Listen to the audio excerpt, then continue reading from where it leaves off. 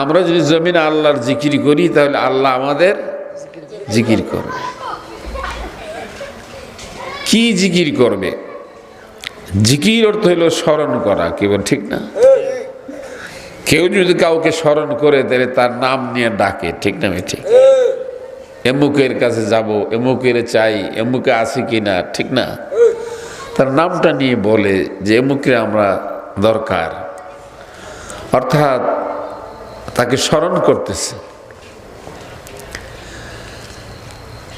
আল্লাহ পাক বলেন, তোমরা যখন কোন জায়গার মধ্যে একত্রিত হও, জামায়াতবদ্ধ হও, তখন আমি আরশে আজিমের মধ্যে আমার ফেরেশতাদের সঙ্গে আলোচনা করি তারা কি জন্য একত্রিত হচ্ছে।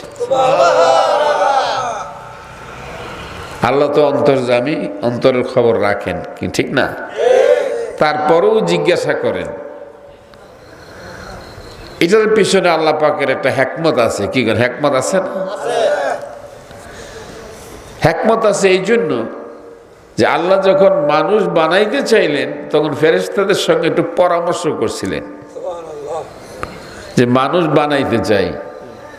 তখন তারা বলছিল, বলো যে কি জন্য বানাবেন? তারা তো ঝগড়া ফসাদ করবে, ইবাদত বন্দেগী আল্লাহর আপনার জিকির আজকার করবে না।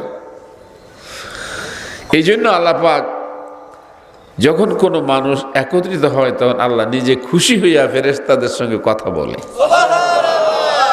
কি কথাটা বলে? এই ফেরেশতারা, তারা কি জন্য একত্রিত হচ্ছে? তখন ফেরেশতারা বলে যে আল্লাহ, তারা আপনাকে স্মরণ করার জন্য, আপনার কাছে তারা গুনাহ মাফ চাওয়ার জন্য, আপনার কাছে তারা জান্নাত লাভ করার জন্য, জাহান্নাম থেকে বাঁচার জন্য তারা একত্রিত হচ্ছে।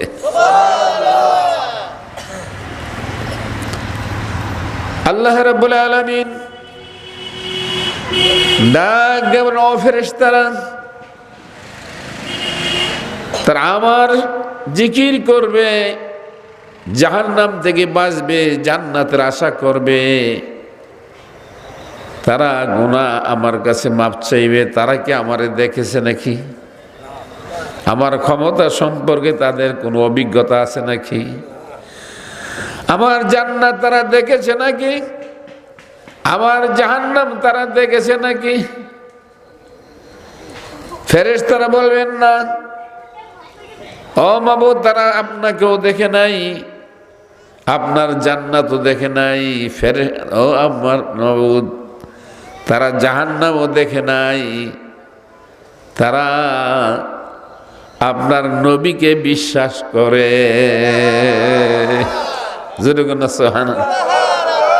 কারে বিশ্বাস করে?